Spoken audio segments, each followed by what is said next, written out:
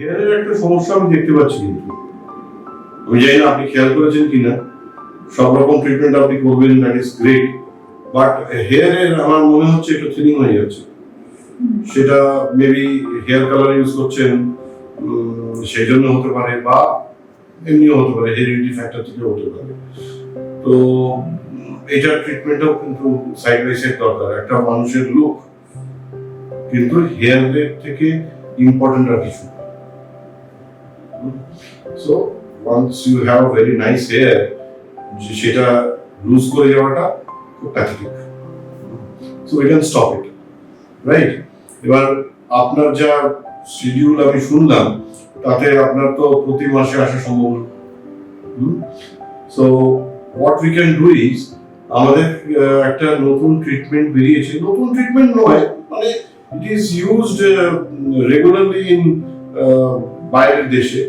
আমাদের এখানে খুব বেশি দিন আমরা ইউজ করছি না এটাকে। That is called hair exosome. স্কিনেরও এক্সোসোম হয়, হেয়ারেরও এক্সোসোম হয়। তাতে কি হয়, এটা ওয়ান্স ইন আ ইয়ারে ইনজেকশনটা নিতে হয়।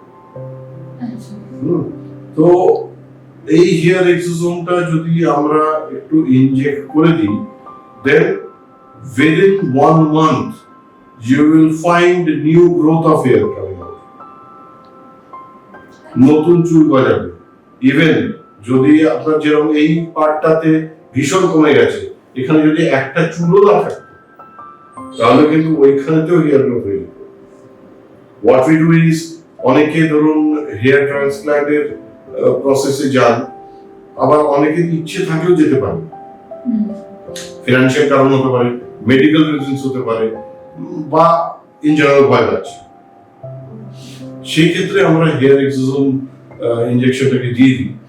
অ্যান্ড তাতে এই যে গ্রোথ ফ্যাক্টর, আমাদের হেয়ারের তো একটা গ্রোথ ফ্যাক্টর আছে, সেই গ্রোথ ফ্যাক্টরটা it reaches faster and nourishes the root of the hair, যেখান থেকে ইনার্ট যেগুলো হয়ে গেছে সেগুলোর গ্রোথ বেড়ে যায়। ওয়ান্স ইন আ ইয়ার এটাকে যদি আমরা নিই, then you will always have for considerable period of time, ageing যত বেশি হয় তখন হতেই পারে সেটা, বা কোনো একটা মারাত্মক কোনো একটা হরমোনাল ইমব্যালেন্স, কিংবা unfortunately touch wood it doesn't happen, malaria, typhoid, jaundice এই ধরনের কিছু হলো, সেখান থেকে হেয়ার ফল হয়ে গেল, সেরকম হলে আলাদা ব্যাপার। আদারওয়াইজ নর্মাল কোর্স অফ লাইফে আপনি যদি থাকেন, তাহলে হেয়ার এক্সোসোম ইনজেকশন যদি আমরা দিই, তাহলে সেটা থেকে কিন্তু ফ্রেশ নিউ হেয়ার গ্রোথ হবে। যেগুলো অলরেডি রয়েছে সেগুলো আরো স্ট্রঙ্গার হবে। Your hair will become more longer and more dense, quality of hair অনেক ইমপ্রুভ হবে।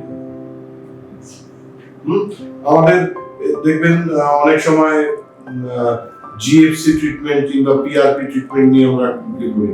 ওটা কি হয়, প্রতি মাসে নিতে হয়।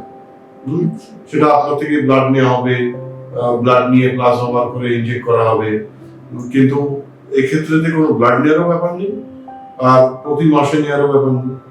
Once in a year hair exosome and you are through with a nice hair. That's a great solution.